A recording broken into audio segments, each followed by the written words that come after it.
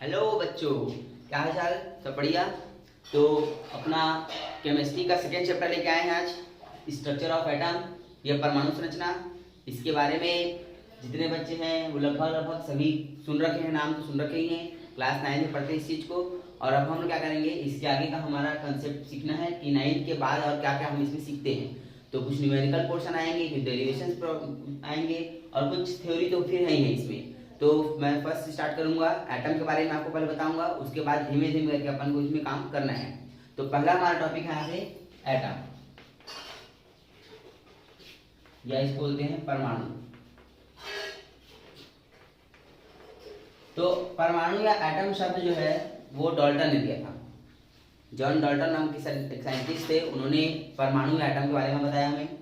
और उन्होंने बताया कि जो एटम होता है या जो परमाणु होता है, ये हमारे अर्थ में प्रेजेंट सारे मैटर, जितने भी मैटर होते हैं हमारे अर्थ में, उन सभी मैटर्स में ये मौजूद होता है। ये पार्टिकल जो होता है वो सारे मटेरियल्स में, जितने भी हमारे आसपास में है, सॉलिड, लिक्विड, गैस, इन सभी चीज़ों में ये जो एटम है वो होता है ना। और ये जो है अर्थ का या कहो ब्रह्मांड का सबसे एक माइक्रो पार्टिकल है, जिसको हम और डिवाइड नहीं कर सकते। मतलब एक अनडिवाइडेड पार्ट है हमारे अर्थ का या हमारे ब्रह्मांड का, जिसको हम और अधिक डिवाइड नहीं कर सकते। तो ये हमारा एटम है। लेकिन जैसे ही साइंस थोड़ा डेवलप हुआ, थोड़े स्कोप में आगे बढ़ा, तो धीरे धीरे ये जो कंसेप्ट था कि undivided part of matter is called atom, ये जो कंसेप्ट था ये गलत हो गया। मतलब कि परमाणु जो है, जब जो जॉन डाल्टन है उन्होंने कहा कि परमाणु जो होता है ये किसी भी पदार्थ का एक सूक्ष्मतम अविभाज्य कण है। अविभाज्य कण का मतलब होता है कि हम जिसको और अधिक डिवाइड नहीं कर सकते। पर ये चीज़, ये जो कंसेप्ट था ये पूरी तरह से सही नहीं था। इसमें कुछ प्रॉब्लम से कुछ कमियां थी, है ना। और ये जो कमियां हैं ये तब दूर हुई जब इलेक्ट्रॉन, प्रोटॉन और न्यूट्रॉन जैसे जो पार्टिकल हैं, छोटे पार्टिकल हैं, इनका डिस्कवर हुआ। तो इलेक्ट्रॉन, प्रोटॉन और न्यूट्रॉन जैसे पार्टिकल का डिस्कवर हुआ, इनके बारे में थोड़ी जानकारी हमको पढ़नी है, कैसे हुआ। तो मैं पहले बताऊंगा, इतना तो आप सब ध्यान रखना कि जो परमाणु होता है या जो एटम होता है हमारा, ये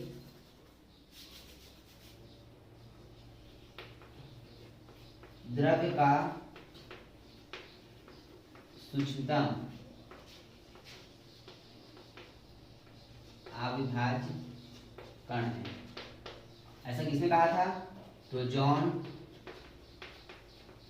डाल्टन ने कहा। लेकिन ये जो कंसेप्ट है बेटा, ये रॉन्ग है।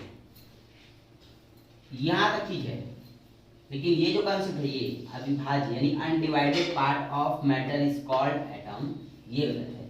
क्योंकि माइक्रो तो है एटम, ये बात तो कंफर्म है कि माइक्रो है, पर ये अविभाज्य नहीं है। क्योंकि अगर अविभाज्य होता तो इसके अंदर हम जो basic fundamental particle of atom पढ़ते हैं वो चीज़ नहीं हो पाता। कहने का मतलब इसमें अभी और भी कुछ इसके अंदर पार्टिकल्स बचे हैं, कुछ चीज़ें बची हैं, वो सारी चीज़ें अभी इसमें आनी हैं। तो वो सारे भी हमको पढ़ने हैं इसमें। जैसे कि आप सभी जानते हो कि जो एटम होता है इसके अंदर इलेक्ट्रॉन, प्रोटॉन और न्यूट्रॉन जैसे 35 पार्टिकल होते हैं। बेसिकली हम इन्हीं के बारे में पढ़ते हैं, बाकी होते हैं 35 total. Meson, positron, neutrino, anti neutrino, ये सब भी इसमें होता है, बट हम बेसिकली इसी के बारे में पढ़ते हैं। सोचिए, अगर मान के चलो ये कंसेप्ट सही होता कि मैटर का सबसे माइक्रो अनडिवाइडेड पार्ट जो है वो एटम होता, तो फिर इसके अंदर ये पार्टिकल कैसे आते? भाई अगर इसके अंदर पार्टिकल है ये सब, इसका मतलब ये डिवाइड हो सकता है, और डिवाइड होकर के ये इलेक्ट्रॉन, प्रोटॉन और न्यूट्रॉन देगा। इसके अलावा 35 पार्टिकल भी है, वो भी देगा, है ना। तो कुल मिलाकर जो कंसेप्ट था हमारा कि अनडिवाइडेड पार्ट ऑफ मैटर, जो एटम के लिए ये चीज जो कंसेप्ट पढ़ते हैं हम, ये थोड़ा सा रॉन्ग है ना। तो इसके आगे हमको देखना है कि ये सब क्या होता है, कैसे होता है, इन सब के बारे में पढ़ना है हमें। तो इस बात को खैर डाल्टन के हिसाब से तो आप याद रख ही लो कि एटम, अगर कोई पूछे एटम क्या है, तो आपको ये बताना है कि द्रव्य का सूक्ष्मतम अविभाज्य कण, यानी undivided part, undivided micro particle of matter is called atom. इतना याद रखोगे? बिल्कुल। चलिए, तो इसके बाद हम आगे बढ़ते हैं इसमें। चलिए, तो मैं इसमें बता रहा हूँ यहाँ से। अब मैं पढ़ता हूँ, इसमें बताता हूँ तुम्हें कि फंडामेंटल पार्टिकल ऑफ एटम क्या होता है ना, फंडामेंटल पार्टिकल ऑफ एटम क्या है। तो सोचिए जरा क्या होता है ये, है ना, एक बार सोचिए।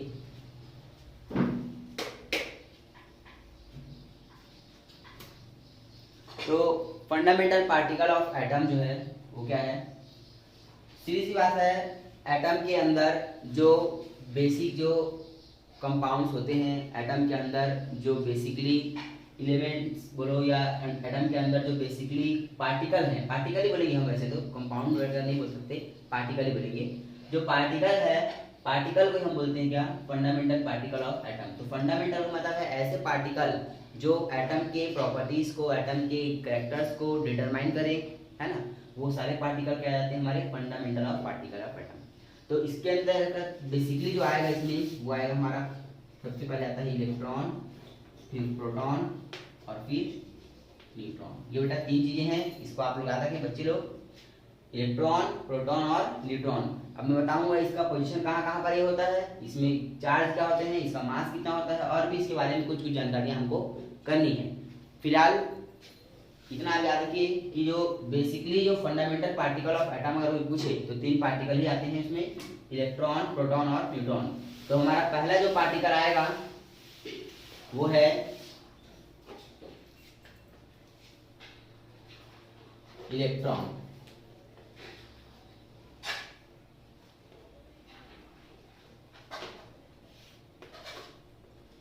तो इलेक्ट्रॉन के बारे में हमें बताया सर जे थॉमसन ने, उन्होंने इलेक्ट्रॉन को डिस्कवर किया और इलेक्ट्रॉन के बारे में जितनी भी जानकारी उनसे हो पाई उन्होंने दिया। तो इलेक्ट्रॉन कहाँ रहता है, पहले ये बात करते हैं हम। तो इलेक्ट्रॉन जो है, जैसे मान लीजिए कि ये आपका एटम है, तो एटम के बीचों बीच में ये सेंटर पे है ना, सेंटर पे रहता है आपका न्यूक्लियस, ये बीचों बीच में क्या रहेगा आपका न्यूक्लियस, और न्यूक्लियस के अराउंड ये सर्कल जो दिख रहा है आपको, ये सर्कल है, इस सर्कल में यहाँ होते हैं इलेक्ट्रॉन, इसको हम कहते हैं ऑर्बिट या शेल या ऑर्बिट। और इन्हीं ऑर्बिट्स में इलेक्ट्रॉन जो है वो होते हैं, इन्हीं ऑर्बिट्स में। आप लोग पढ़े होंगे 9th क्लास में कि फर्स्ट ऑर्बिट में 2, फिर 8, फिर 8, फिर 18, फिर 18, फिर 32। ये होता है इलेक्ट्रॉन के अरेंजमेंट का सीक्वेंस, कुछ इस प्रकार से। इसको आप लोग याद है, वो जब पढ़ते थे KLMNOP, कुछ इस टाइप से पढ़ते थे, है ना। तो जो KLMNOP है, ये जो इसके ये क्या है, सब ये सब इसके ऑर्बिट्स हैं, ये इनके शेल हैं, ये कोश बोलते हैं हिंदी में, ये हैं। और इन्हीं में जो है हमारे इलेक्ट्रॉन जो है वो पाए जाते हैं, है ना। अब सवाल ये है कि इलेक्ट्रॉन कैसा पार्टिकल है। तो इलेक्ट्रॉन याद रखिए आप लोग कि इलेक्ट्रॉन एक निगेटिव पार्टिकल है, निगेटिव पार्टिकल, यानी इस पे जो चार्ज होता है वो निगेटिव चार्ज होता है, ऋणात्मक आवेश होता है इलेक्ट्रॉन पर। तो इलेक्ट्रॉन पर, ये इलेक्ट्रॉन जो है वो एक नेगेटिव पार्टिकल है, इस पे ऋणात्मक आवेश होता है। और इलेक्ट्रॉन की अगर हम बात करें तो बेटा इलेक्ट्रॉन आपको याद रखना, इलेक्ट्रॉन कहाँ पर रहेगा, तो एटम के न्यूक्लियस के बाहर, है ना, जो एटम है हमारा उसका न्यूक्लियस हो गया सेंटर वाला पार्ट, और इसके बाहर जो रहेगा ये रहेगा आपका इलेक्ट्रॉन, यहाँ पर, ये यहाँ पर, ठीक है।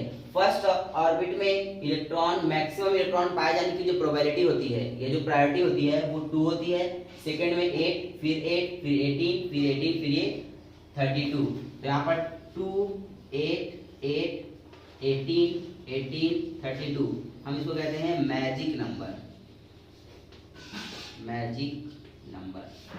तो इस चीज को आप लोग याद रखिए कि ये आपका क्या है, मैजिक नंबर 2, 8, 8, 18, 18, 32। तो इस टाइप से यहाँ पर इलेक्ट्रॉन जो है वो पाए जाते हैं। अब सवाल ये है इलेक्ट्रॉन के बारे में कुछ और जानकारी हम देते हैं आपको मेरे हिसाब से लोकेशन तो हो ही गया होगा कन्फर्म कि इलेक्ट्रॉन जो है वो इसका लोकेट क्या होगा, कहाँ पर रहेगा इलेक्ट्रॉन जो है, इसके बारे में तो बता दिया हमने। अब हम बात करते हैं इसमें कि इलेक्ट्रॉन के अन्य जानकारियों के बारे में कि इलेक्ट्रॉन होता कैसे है, क्या है, कितना चार्ज होता है, ठीक है। तो लोकेशन,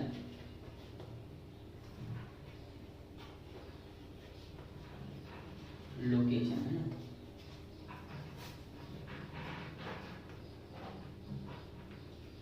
आउटर मोस्ट ऑर्बिटल इन एटम। तो एटम के आउटर मोस्ट ऑर्बिटल में ये पाए जाते हैं इलेक्ट्रॉन जो होते हैं ना, यानी कि परमाणु के बाह्यतम कक्ष में, कक्ष में मतलब बाहर जो कक्ष था ना इस टाइप का, ये सेंटर हो गया, और ये जो कक्ष है ये कक्ष, पहला कक्ष, दूसरा कक्ष, तीसरा कक्ष, चौथा कक्ष, पांचवा कक्ष, कक्ष मतलब ऑर्बिट है ना, तो ऑर्बिट, सॉरी एक मिनट गड़बड़ा गया, ऑर्बिट है ना, तो outer most orbit in atom. तो एटम के आउटर मोस्ट ऑर्बिट में हमारे इलेक्ट्रॉन जो है वो पाए जाते हैं। ठीक, दूसरी चीज, चार्ज ऑफ इलेक्ट्रॉन कितना होता है, चार्ज ऑफ इलेक्ट्रॉन, क्योंकि भाई नेगेटिव पार्टिकल है, और नेगेटिव अगर पार्टिकल है ये तो इस पे कुछ ना कुछ तो चार्ज होगा ही। अब वो चार्ज है कितना हमको देखना है, तो चार्ज इस पे होता है 1.6 into 10 to the power minus 19 coulomb, ये इसका चार्ज है। मास की बात करें तो मास ऑफ इलेक्ट्रॉन कितना, तो 9.1 10 to the power minus 31। KG की बात, केजी में, या फिर 9.1 into 10 to the power minus 28 gram, तो ग्राम्स में हो गया और ये केजी में हो गया। ठीक है, सेकेंड, इसके बाद अगला है हमारा charge of 1 mole of electron. तो 1 मोल इलेक्ट्रॉन मतलब क्या होता है भाई, 1 मोल मतलब कितना, वो गाइडो number 6.022 10 to the power 23 into charge, ये तो 1 मोल की बात हो गई। अब 1 मोल में चार्ज निकालना है तो इसको मल्टीप्लाई कर दीजिए, 1.6 10 to the power minus 19 coulomb से, ये ऑलमोस्ट आ पाएगा 96500 कूलम, इसको हम बोलते हैं 1 फैराड। तो charge of 1 mole of electron जो है वो आएगा कितना, 96500 कूलम, या इसको कहते हैं हम 1 फैराड। ठीक है, तो 1 फैराड ले लो या 96500 कूलम ले लो, ये आएगा आपका चार्ज ऑफ 1 मोल इलेक्ट्रॉन। अगला आगे बात करते हैं कि इलेक्ट्रॉन पर जो मास है, 1 मोल इलेक्ट्रॉन का जो मास है वो कितना होता है। ठीक है, तो इसको पर मैं मिटा देता हूँ, ब्लैक बोर्ड थोड़ा छोटा पड़ जाएगा, नहीं तो मिटाता हूँ मैं इसको यहाँ से।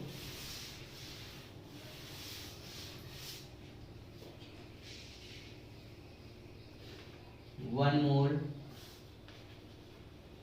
मास ऑफ 1 मोल ऑफ इलेक्ट्रॉन, तो 1 मोल ऑफ इलेक्ट्रॉन पे जो मास रहेगा वो होता है हमारा 9.1 10 to the power minus 31 into 1.6 into 10 to the power minus 19, इसको ऐसे कर लेते हैं, into 6.022 10 to the power minus 20, ये है ना। तो 1 मोल के लिए ये लिख दिया हमने, और मास के लिए ये लिख दिया हमने। तो इसको अगर आप मल्टीप्लाई कर दें तो आपका 1 मोल इलेक्ट्रॉन पे मास जो है वो आ जाएगा, तो आएगा आपका ये 54 ऑलमोस्ट 10 टू द पावर 23 और 31, तो कितना हो जाएगा यहाँ से 7 और ये 8 माइनस 8, माइनस का 8, ये आ गया आपका यहाँ से इतना केजी। अगर इसको आप ग्राम में चेंज करें तो 54 10 to the power minus 5 gram में। ठीक है, या 0.54 10 to the power minus 3 gram, 0.54 milligram. तो कोई बोले अगर मास ऑफ 1 मोल इलेक्ट्रॉन कितना, तो 0.54 mg मिलीग्राम। आगे देखना है हमको यहाँ से,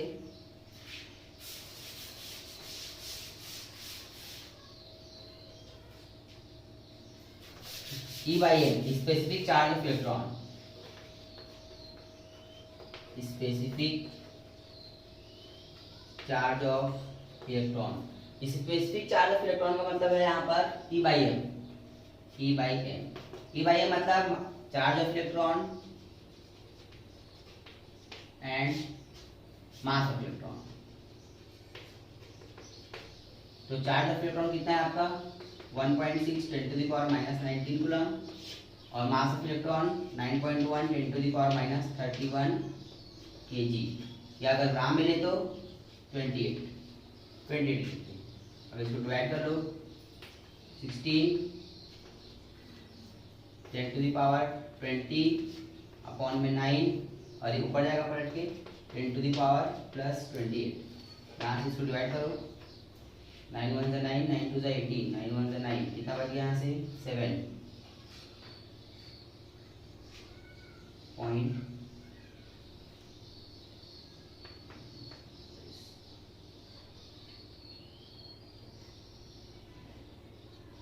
7 10 टू द पावर प्लस 8 के आसपास आएगा 1.7 10 टू द पावर प्लस 8 के आसपास।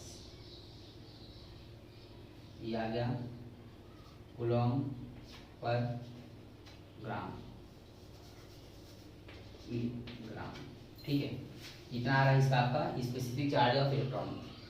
तो ये था ये स्पेसिफिक चार्ज ऑफ इलेक्ट्रॉन। और तो इतनी सारी बातें बेटा इलेक्ट्रॉन के बारे में आपको पता होना चाहिए, क्योंकि एंट्रेंस में कंपटीशन एग्जाम में ये सब डाटा पूछ लेता है, कई बार बहुत बार पूछता है ना। तो ये सब चीजें याद रखनी चाहिए। और तुमको देखो इसमें याद करने वाली बात नहीं है, याद तो तुमको बेसिकली मतलब charge of electron mass of electron याद करना है, पर ये सब पूछता है स्पेसिफिक चार्ज ऑफ इलेक्ट्रॉन का होता है, ये सब तो आना चाहिए आपको। ठीक है, इसके बाद आगे बढ़ते हैं। इसमें हम लोग नोट कर लीजिए सब लोग, इसको पॉज करके नोट कर लो, आगे बढ़ूं मैं। चल, तो इसके बाद है हमारा इलेक्ट्रॉन के बारे में और भी जानकारी है हमारे पास कि इलेक्ट्रॉन का जो डिस्कवर हुआ था ये कैथोड रे एक्सपेरिमेंट से हुआ था। तो discovered of electron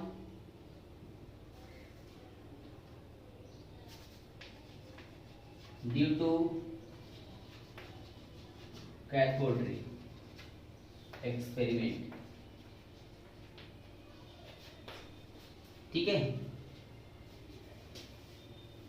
discovered of electron by cathode ray experiment, इस चीज को याद रखिए। दूसरा पॉइंट ये है हमारा कि इलेक्ट्रॉन का जो नाम है, nomenclature of electron, the name of scientist, कौन सा साइंटिस्ट था जिसने इलेक्ट्रॉन को नोमिनेट किया था या उसका नोमेनक्लेचर किया था, तो वो हमारा स्टोनी नाम के एक साइंटिस्ट थे हमारे, स्टोनी, जिन्होंने इलेक्ट्रॉन को क्या किया था, नाम दिया था इलेक्ट्रॉन पहली बार। ठीक है, अगला पॉइंट है हमारा कि इलेक्ट्रॉन पे चार्ज को डिस्कवर किसने किया। तो इलेक्ट्रॉन को चार्ज को, यानी इलेक्ट्रॉन पे जो चार्ज होता है हमारा, उसको डिस्कवर किसने किया। तो the discovered of charge of electron, तो ये आएगा R.A. मिल्कन। R.A. मिल्कन ने ऑयल ड्रॉप एक्सपेरिमेंट किया था, ऑयल ड्रॉप एक्सपेरिमेंट किया था इन्होंने, और ऑयल ड्रॉप एक्सपेरिमेंट के थ्रू इन्होंने इलेक्ट्रॉन पर चार्ज को डिस्कवर किया था, जिसकी वैल्यू पूछिए 1.6 10 to the power minus 19 coulomb. तो हम जो आज पढ़ते हैं ना यहाँ पर 1.6, इसको किसने डिस्कवर किया था, मिल्कन ने किया था, ऑयल ड्रॉप एक्सपेरिमेंट के थ्रू। दूसरी बात, जो इसमें जो कैथोड रे जो होती हैं या कैथोड किरणें जो होती हैं, वो डिस्चार्ज ट्यूब पर ली गई गैस के नेचर पे डिपेंड नहीं करती। इस चीज को भी आप याद रखिए कि आप कोई भी गैस इसमें लो, क्योंकि कैथोड रे एक्चुअली में निकलती कहाँ से है, कैथोड रे निकलती है एक्चुअली कैथोड रे के अंदर कौन से पार्टिकल होते हैं, इलेक्ट्रॉन होते हैं। और ये इलेक्ट्रॉन जो होते हैं ये हर एक एटम के लिए सेम होता है। भाई इलेक्ट्रॉन, अगर आप हाइड्रोजन के इलेक्ट्रॉन का चार्ज देखो, चाहे फास्फोरस का देखो, चाहे सल्फर का देखो, चाहे हीलियम का देखो, सबके इलेक्ट्रॉन का जो चार्ज होता है, एक इलेक्ट्रॉन का चार्ज, वो तो वही रहेगा। तो नेचर पे डिपेंड करेगा नहीं, है ना। तो आप गैस कोई भी लें, कैथोड रे एक्सपेरिमेंट में जो कैथोड रे होती हैं वो डिस्चार्ज ट्यूब पर ली गई गैस के नेचर पर डिपेंड नहीं करती। ठीक, तो आपको याद रखना इस चीज को कि cathode ray does not depend upon required gas in discharge tube. Discharge tube में आप जो भी गैस ले रहे हो उसके नेचर पे कैथोड रे जो है वो एक्सपेरिमेंट डिपेंड करती ही नहीं है, उनके सबके लिए सेम होती है। तो बेटा आपको इतनी सारी जानकारियां जो है इलेक्ट्रॉन के बारे में होनी चाहिए। देख लीजिए एक बार इसको और सबके लिख लीजिए, है ना। ये सारा जानकारी आपको पता होना चाहिए इलेक्ट्रॉन के बारे में। कॉम्पिटिशन एग्जाम में ये सब पूछे जाते हैं कई बार। ठीक, लिख लीजिए जल्दी जल्दी इसको।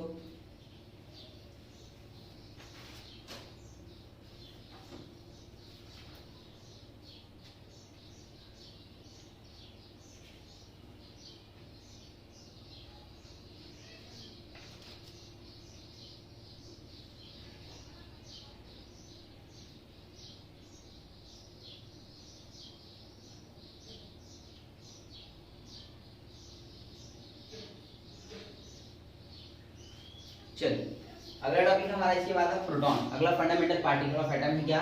प्रोटॉन। तो नेक्स्ट हम बात करेंगे प्रोटॉन के बारे में। तो भाई प्रोटॉन की खोज किसे की थी, पता है किसी को? तो प्रोटॉन की खोज की थी हमारे सर गोल्डस्टीन नाम के साइंटिस्ट ने। तो गोल्डस्टीन ने प्रोटॉन की खोज की थी। प्रोटॉन, तो प्रोटॉन की खोज, प्रोटॉन डिस्कवर्ड बाय गोल्डस्टीन बोलते हैं हम लोग। चार्ज ऑफ प्रोटॉन क्या होता है? तो बेटा याद रखना इलेक्ट्रॉन पे जो चार्ज होता है वही चार्ज होता है प्रोटॉन पे, बट एक अंतर है। पहले तो पता करते हैं कि प्रोटॉन होता कहाँ पर है, ऐसा कौन सा जगह है जहां पर प्रोटॉन होगा। तो देखिए ये आपका एटम, ठीक, मैंने पहले बताया कि एटम के बाहर जो ये पाए जाते हैं हमारे ऑर्बिट, ये ऑर्बिट है यहाँ पर, ऐसा ऑर्बिट रहेगा पूरा। इसको थोड़ा और अच्छे से जानते हैं, ठंडा हो गया।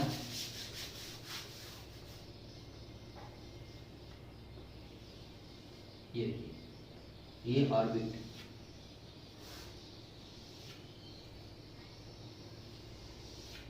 ये देखिए ये ऑर्बिट। तो KLMN ये सारा क्या है हमारा ऑर्बिट है।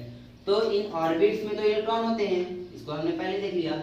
ये यहाँ इलेक्ट्रॉन होगा हमारा, यहाँ 2 इलेक्ट्रॉन, यहाँ 8 इलेक्ट्रॉन, यहाँ 8 इलेक्ट्रॉन, इस टाइप से इलेक्ट्रॉन रहेगा मैजिक नंबर के हिसाब से, ठीक है। बट यहाँ क्या होता है, ये हमारा क्या है न्यूक्लियस। न्यूक्लियस के अंदर आप सब लोग याद रखना कि दो पार्टिकल होते हैं, फंडामेंटल पार्टिकल ऑफ एटम। कौन कौन से? प्रोटॉन, इलेक्ट्रॉन और न्यूट्रॉन, ये 3 एटम, ठीक है। Electron, proton, neutron. जिसमें से इलेक्ट्रॉन जो होता है वो आउटर मोस्ट ऑर्बिटल में रहेगा, और जो प्रोटॉन और न्यूट्रॉन जो है ये कहाँ होते हैं? न्यूक्लियस में, ठीक, ये होते हैं न्यूक्लियस में। यहाँ रहेगा प्रोटॉन और न्यूट्रॉन। अब प्रोटॉन जो है एक पॉजिटिवली पार्टिकल है जिसपे पॉजिटिव चार्ज होता है। जैसे इलेक्ट्रॉन पे नेगेटिव चार्ज होता है वैसे ही प्रोटॉन पे पॉजिटिव चार्ज होता है। और न्यूट्रॉन जो है वो चार्जलेस पार्टिकल है, इस पे चार्ज होता नहीं कोई, ठीक। तो प्रोटॉन पे कैसा चार्ज रहेगा आपका? पॉजिटिव चार्ज रहेगा। अब वैल्यू क्या है भाई, मैग्नीट्यूड क्या है इसके चार्ज का? तो देखते हैं इसको हम लोग यहाँ पर से। चार्ज ऑफ प्रोटॉन कितना होगा? तो प्लस का 1.6 10 टू द पावर -19। जबकि इलेक्ट्रॉन की बात करेंगे तो यहाँ माइनस रखना। हो सकता है मैंने शायद पिछले बार में माइनस लगाना भूल गया था मैं, है ना। आप ध्यान रखना कि इलेक्ट्रॉन को जब भी चार्ज अपन लिखते हैं तो -1.6 10 टू द पावर -19। ये है इलेक्ट्रॉन का चार्ज और ये प्रोटॉन का। तो अंतर तो कहीं नहीं है, दिख रहा है सबको, कूलॉम दोनों की क्वांटिटी, है ना। ऐसा ही नहीं तो कूलॉम हो जाएगा, बट यहाँ प्लस है और यहाँ पर माइनस है। इस चीज को आप लोग ध्यान रखना कि जब भी इलेक्ट्रॉन का अगर आप बात करो इलेक्ट्रॉन का चार्ज तो माइनस, और जब प्रोटॉन का बात करें तो यहाँ पर प्लस रहेगा। बाकी सेम है, बाकी अंतर नहीं है, ठीक।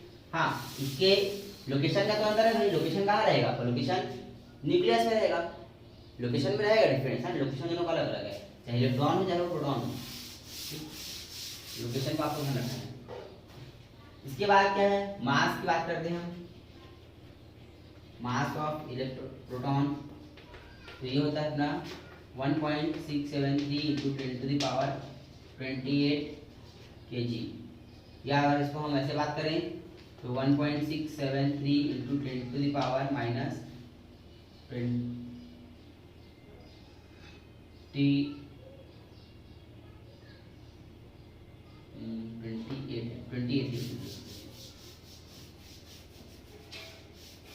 ठीक है। इसके बाद अपना क्या है, इसके बाद charge of 1 mole electron 1 mole proton कितना जाएगा, charge of 1 mole of proton is, mole के लिए बात करें 6.022 10 to the power minus plus 23 into charge की वैल्यू तो यही है, इसको सॉल्व करेंगे हम लोग तो सेम वही आएगी कहानी जो वहाँ पर आई थी 96500 कूलम या 1 फैराड, सेम कहानी। ठीक है, मास की बात करेंगे तो मास थोड़ा सा अलग आएगा। मास क्या आएगा देखते हैं, इसको भी हम लोग, मास अलग आएगा। मैं इसको मिटा रहा हूँ, पहले लिख लो, सब लोग लिखना है, इसको भी नोट कर लो पॉज करके। चलिए मास की बात करें हम कि मास 1 मोल इलेक्ट्रॉन का मास क्या होता है, तो है इसका भी मेरे पास कहानी,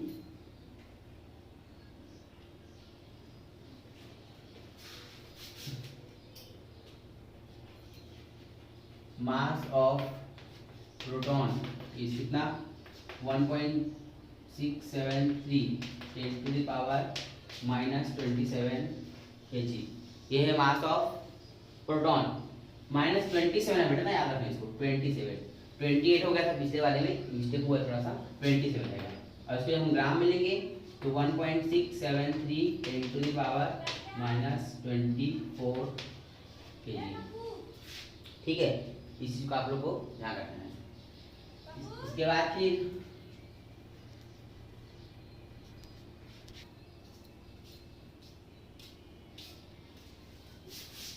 अब इसके 1 मोल का बात करेंगे तो मास ऑफ प्रोटॉन 1 मोल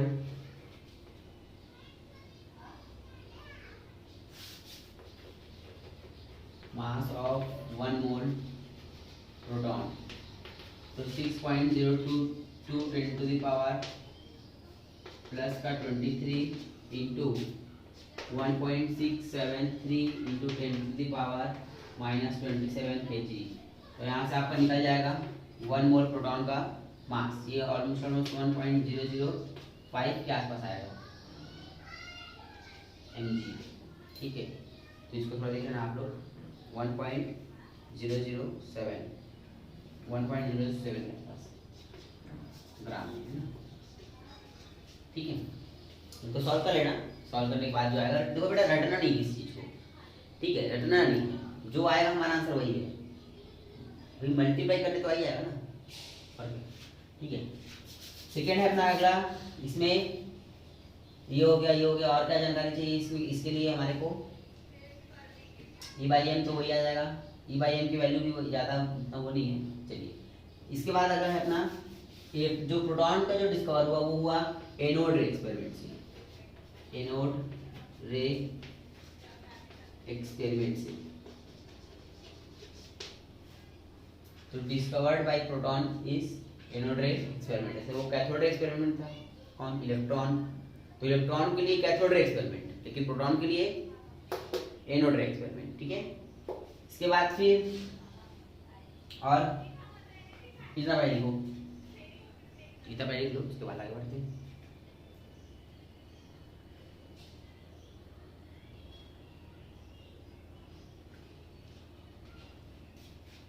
चले बढ़े आगे,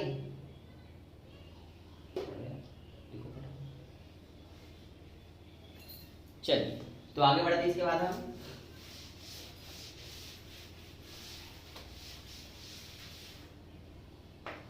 अब इसमें अगला हमारा पार्टिकल आता है न्यूट्रॉन। न्यूट्रॉन, तो देखिए न्यूट्रॉन के बारे में क्या कहानी है हमारी। तो न्यूट्रॉन जो है ये एक चार्जलेस पार्टिकल है, मैंने मासलेस नहीं बोला, चार्जलेस पार्टिकल। तो न्यूट्रॉन एक चार्जलेस पार्टिकल है, इसमें कोई चार्ज नहीं होता, यानी चार्ज जो है इसमें कितना होगा, 0, कोई चार्ज नहीं, लेकिन मास होगा कितना, मास मास ऑफ न्यूट्रॉन 1.675 10⁻⁻27 kg में ये मास होता है न्यूट्रॉन का। और न्यूट्रॉन का जो डिस्कवर हुआ है ये रेडियो एक्टिव एलिमेंट से हुआ है, समझ सकते हैं लोग, है ना। या न्यूट्रॉन की जो बात है, न्यूट्रॉन की कहानी थोड़ी सी अलग है। आप लोग पहले इसको लिखिए, है ना, फटाफट लिखिए जल्दी जल्दी।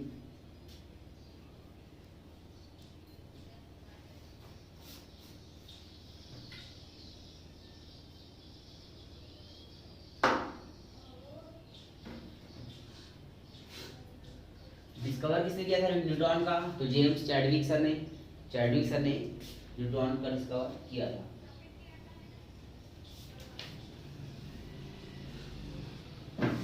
चलिए आगे बढ़े इसमें हम लोग।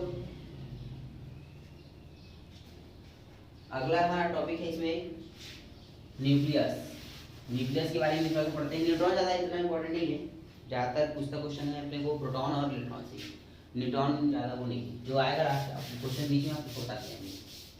अब न्यूक्लियस, तो न्यूक्लियस को डिस्कवर किसने किया था? Rutherford.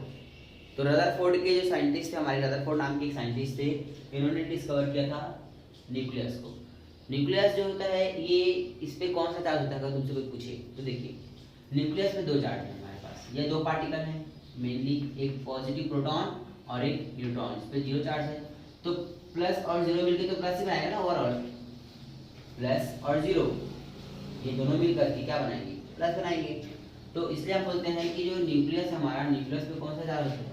Positive charge due to proton. तो प्रोटॉन के कारण से न्यूक्लियस पे पॉजिटिव चार्ज है, ठीक है। और न्यूक्लियस पे जितना प्रोटॉन होता है और जितना न्यूट्रॉन होता है, ये दोनों मिल करके तय करते हैं कि उस एटम का वेट कितना होगा। एटॉमिक वेट उसी को बोला जाता है।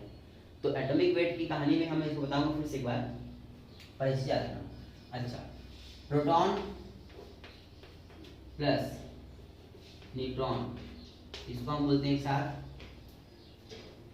न्यूक्लियॉन। ये न्यूक्लियॉन, प्रोटॉन प्लस न्यूट्रॉन को मिलाकर बोला जाता है न्यूक्लियॉन। इस चीज को भी याद रखना। लिख लीजिए फटाफट।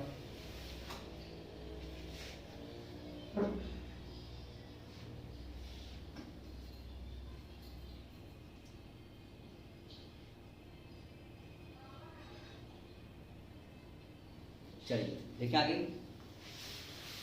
अब न्यूक्लियस की बात करते हैं हम कि न्यूक्लियस का जो रेडियस होता है कितना होता है?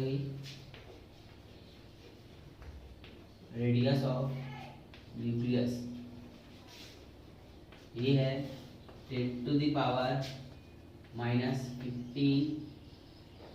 सेंटीमीटर -13 सेंटीमीटर, ठीक है। और रेडियस ऑफ एटम ये होता है 10⁻⁻8 सेंटीमीटर, ठीक। ये 13 और ये 8 सेंटीमीटर। अब अगर बात करें हमसे कि वॉल्यूम कितना होता है, तो वॉल्यूम ऑफ न्यूक्लियस, भाई न्यूक्लियस क्या है? एक स्फीयर की तरह रहेगा, एटम भी स्फीयर ही है। तो स्फीयर का वॉल्यूम कितना होता है? 4/3 πr³ रख दीजिए यहाँ पर, 4/3 पाई, आर की वैल्यू यहाँ से उठा रख दो, 10⁻⁻13 का क्यूब, और ये सेंटीमीटर क्यूब तो हो ही जाएगा बाद में। तो 4/3 पाई यहाँ जाएगा 10⁻⁻39 सेंटीमीटर क्यूब। तो ये है रेडियल वॉल्यूम ऑफ न्यूक्लियस। इसी तरह से अगर हम बात करें वॉल्यूम ऑफ एटम का बात करें तो वो कुछ इस प्रकार से आएगा। वॉल्यूम ऑफ एटम तो 4/3 पाई 10⁻⁻24 सेंटीमीटर क्यूब। ये अब हम बात करते हैं कि एटम का वॉल्यूम और न्यूक्लियस के वॉल्यूम में क्या क्या रिलेशनशिप है। न्यूक्लियस का वॉल्यूम और एटम का वॉल्यूम में रिलेशनशिप क्या है, हमको ये देखना है। तो इसके लिए मैं काम करता हूँ, पहले मैं समझा दूँ, नोट कर लो इसको सब लोग, इस चीज़ को नोट करिए। चलिए देखिए,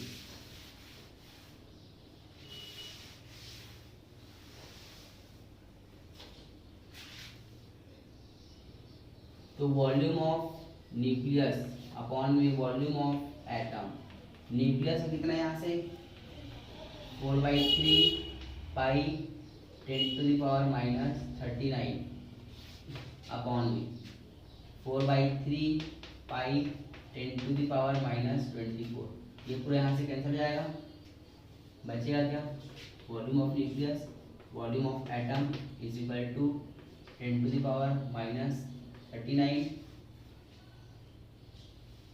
प्लस 24, ऑलमोस्ट 15 के आसपास, -15 volume of nucleus volume of atom. तो यहाँ से वॉल्यूम ऑफ न्यूक्लियस हुआ जाएगा 10⁻⁻15 time of volume of atom. ये इसको आप जानेंगे।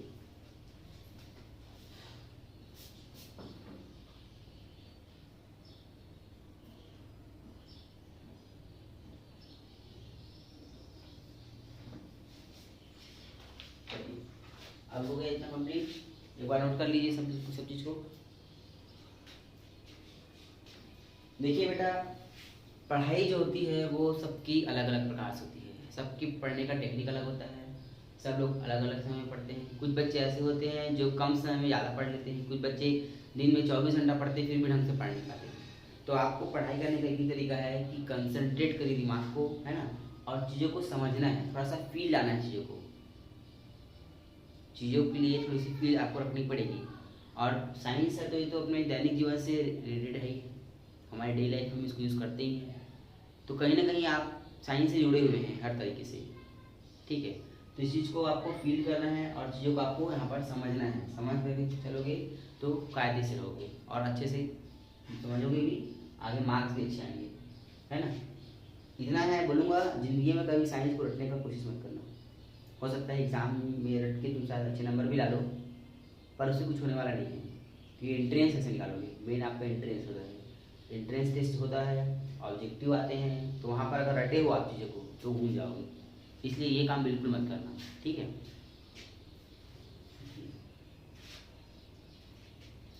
डाले,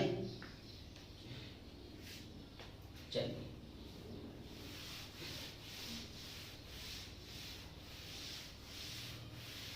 तो ये आप याद रखो। अब हम इसमें देखने वाले हैं कि ये तो हमारा बेसिक कंसेप्ट जो था एटम के बारे में क्लियर है ना। अगला टॉपिक हमारा है नंबर ऑफ इलेक्ट्रॉन, प्रोटॉन और neutron and atomic mass of atom, ये कैसे निकालना है, ठीक है। तो अगला हमारा कंसेप्ट जो है इसी बात पे आएगा, ठीक है।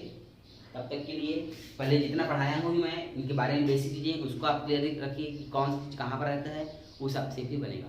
All the very best.